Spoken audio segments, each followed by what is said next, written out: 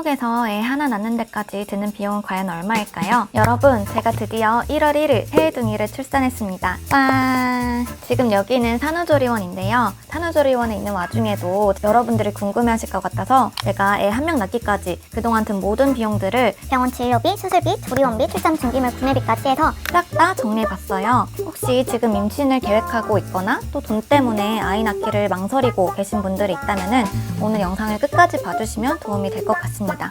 시작! 먼저 가볍게 영양제 구매 비용부터 정리를 해보도록 하겠습니다. 임신을 하게 되면 초기, 중기, 후기별로 이렇게 먹어야 되는 영양제가 있다는 걸 알게 되실 거예요. 임신을 준비할 때부터 초기 때까지는 엽산을 먹어야 되고 중기 때부터 후기 때까지는 철분제랑 비타민 D 그리고 오메가3까지 먹고요. 또 상시적으로는 사람에 따라서 유산균까지 같이 먹는 편입니다. 엽산이랑 철분제는 보건소에서 무료로 주시기는 하거든요. 근데 뭔가 무료로 받는 거다 보니까 괜찮은 영양제가 맞나? 뭐 좋은 영양제가 맞나? 하는 고민이 조금 들어가지고 영양제를 따로 샀어요. 그래서 처음에는 아이허브에서 통으로 돼 있는 좀 싼 거 막 10,000원대 하는 그런 영양제를 사서 먹었었는데 그러다가 오메가3랑 철분제 이런 거를 사려고 보니까 좀 따져야 되는 조건들이 많을 것 같은 거예요. 왜냐면 인터넷에서 사는 거는 그냥 임산부뿐만이 아니라 그냥 모든 사람들을 위한 대중적인 좀 성분이 많다 보니까 임산부가 먹어도 괜찮은 다른 거 섞이지 않은 그런 거를 사려고 하다 보니까 좀 찾아보게 되고 가격이 조금 비싸더라고요. 그래서 오메가3 같은 경우도 하나 사는데 51,000원이었고 3+1 해서 4개짜리 사는데도 143,000원 이렇게나 꽤 큰 돈이 나갔습니다. 그리고 철분제 같은 경우도 사실 철분제를 먹으면은 변비가 찾아오는 거는 세트거든요. 그래서 철분제를 먹으면서도 최대한 변비에 걸리지 않게 성분이 괜찮은 것들 고르다 보니까 꽤 가격이 비싸더라고요. 그래서 이것도 86,700원 이렇게 크게 나갔습니다. 이후에도 철분제를 2번 더 샀거든요. 그래서 한 번 더 샀을 때는 2만원 그리고 또 한 번 더 샀을 때는 그 다음에 9,300원 이렇게 들었어요. 이게 뭐냐면 이제 출산을 하고 난 후에는 철분이 많이 떨어지잖아요. 그래서 이거는 급여로 받을 수가 있었는데 그래서 만약 좀 빈혈이 있고 좀 철분 수치가 정상 범위보다 떨어진다 하시는 분들은 병원에서 처방받으시면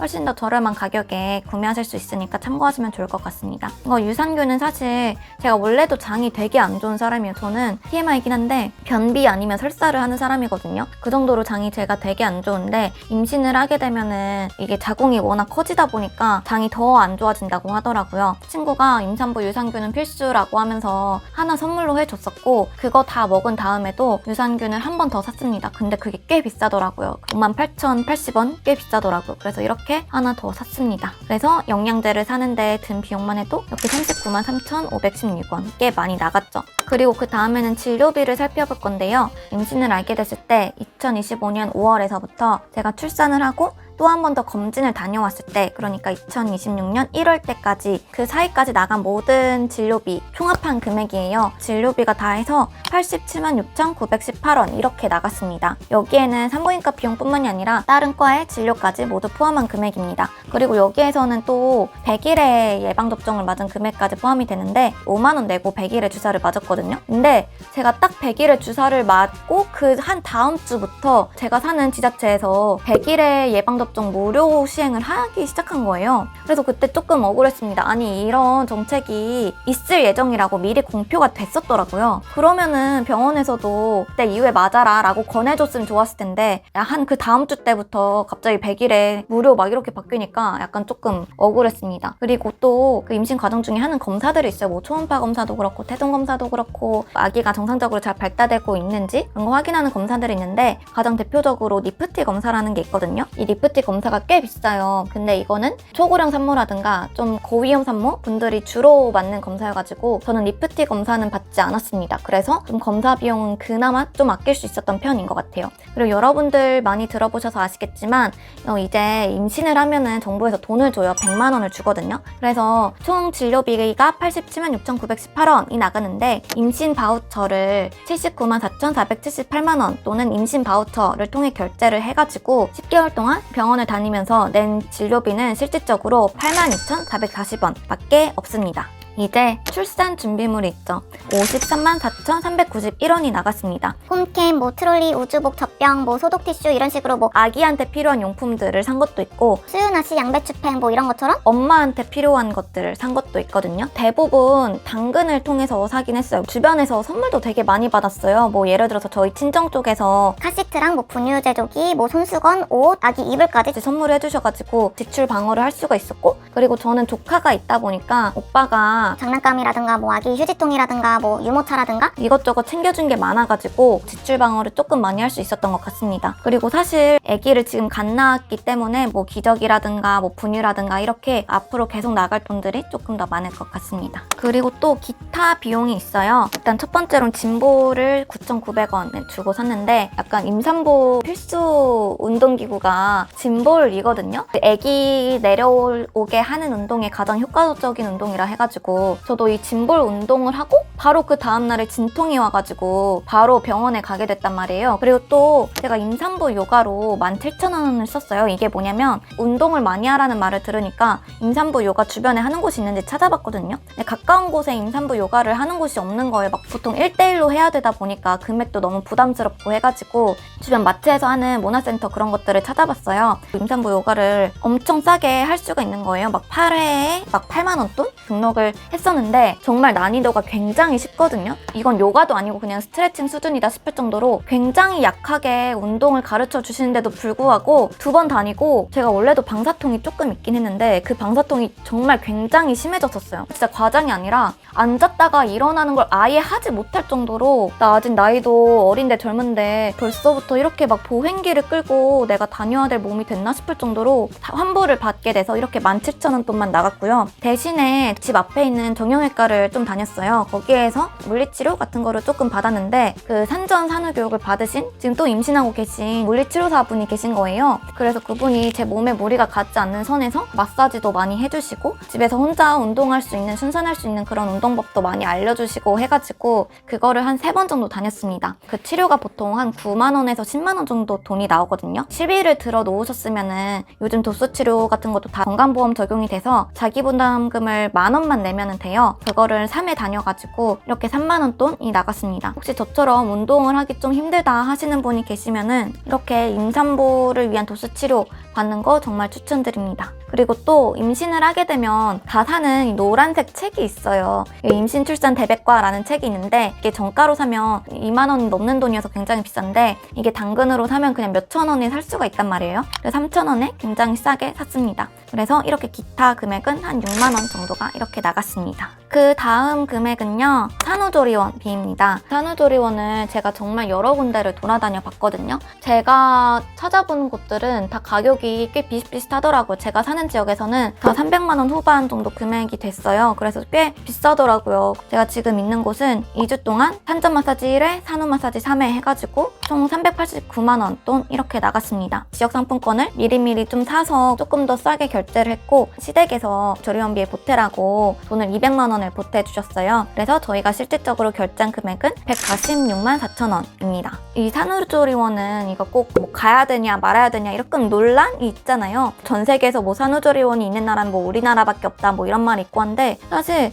저도 아직 산후조리원에 지금 있는 상태고 저 나가본 생활을 아직 해보지 못했기 때문에 산후조리원이 뭐 필수다, 안 해도 된다 이런 판단을 아직 내리기는 조금 섣부른 것 같아요. 일단 여기에 있은 지 한 일주일 정도 됐는데 지금까지 느낀 거는 아무리 그래도 이렇게 3,400만 원 돈 하는 건 조금 아깝다라는 생각이 들기는 하더라고요. 그래서 만약에 제가 둘째를 낳게 된다면은 정말 금액이 저렴한 곳, 진짜 막 200만 원 후반, 300만 원 초반 이런 식으로 정말 금액을 확 줄여서 차라리 진짜 확실히 가성비 이런 데로 들어가는 게 조금 더 낫지 않나 싶은 생각도 들기도 합니다. 네, 그 다음은 산후조리사 비용입니다. 보통 애 낳을 때 어떻게 하냐면 애 낳고 3일에서 5일 정도는 보통 입원을 해 있고요. 그 다음에 산후조리원에 보통 한 2주 정도 있습니다. 또 퇴소를 하면은 산후조리사를 불러요. 1주에서 3주까지 선택을 할 수 있는데 보통 3주를 많이 부릅니다. 그 다음에는 이제 남편이 출산휴가를 써요. 이렇게 한두 달 정도 신생아 기간 동안에는 다른 사람들의 도움을 받으면서 이렇게 애를 같이 키우는 거죠. 그래서 산후조리사 같은 경우에는 정보 지원을 받아서 좀 쓸 수가 있는데, 이게 소득분위에 따라서 정보 지원을 받을 수 있는 금액이 달라요. 3주 산후조리사 쓰는 비용이 비용이 총 89만 3천 원 이렇게 나왔습니다. 그리고 이제 마지막 비용이에요. 입원 수술비 그리고 신생아 검사비까지 해가지고 제가 진통을 겪은 날로부터 퇴원을 한 날까지 금액을 정리해 둔 건데요. 일단 첫 번째로는 입원 수술비로는 23만 7,840원이 나왔습니다. 이번에 알게 된 사실인데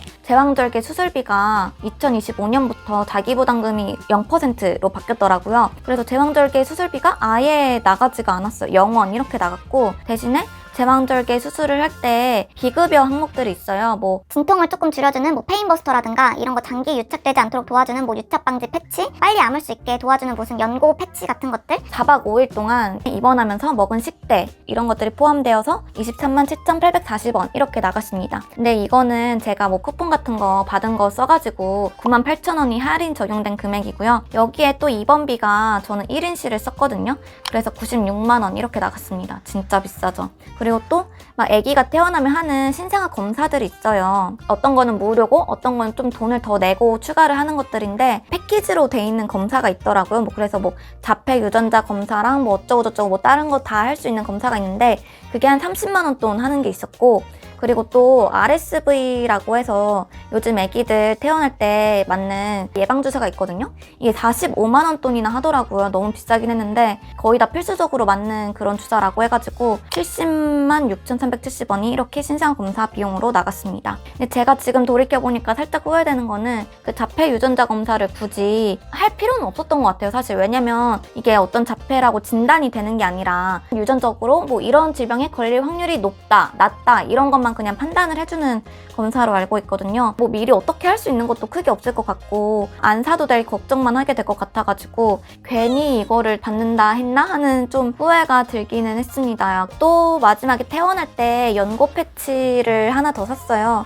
수술 부위에 흉터가 덧나지 않게 하라고 발라야 되는 연고 패치인데 보험 적용되는 그런 게 아니라 그냥 약국에서 그냥 돈 주고 사는 그런 느낌의 비급여 패치인 것 같아요. 이게 5개월 쓸 수 있는 분량이라고 하는데 이게 17만 8,200원이나 하더라고요. 근데 이 연고 패치를 1년 동안이나 계속 해야 된대요. 써야 된대요. 그래서 이 돈도 꽤 크게 나갔습니다. 그런데 여기에서 그나마 남은 임신 바우처를 여기 다 써가지고 신정해서 1인 입원실 비용은 미리 다 결제를 해주셨어요. 그래서 저희가 실제로 부담한 비용은 91만 6,888원 금액을 조금 아낄 수가 있었습니다. 이렇게 해가지고 뭐 산후조리사, 산후조리원, 영양제, 뭐 입원 수술, 신생아 검사비, 진료비, 출산 준비물, 그리고 기타 비용까지 다 해가지고 총 들은 비용이 얼마냐면요. 434만 4,135원입니다. 여기에서 지출 방어한 금액 400만 원 정도가 되는데 그 금액까지 포함을 하면 원래 총 들었어야 되는 금액은 830만 원 정도라고 할 수가 있겠네요. 그런데 사실 이 돈도 다 적은 건 아니거든요. 예를 들어서 여기서는 보험비가 빠졌습니다. 왜냐면 보험비는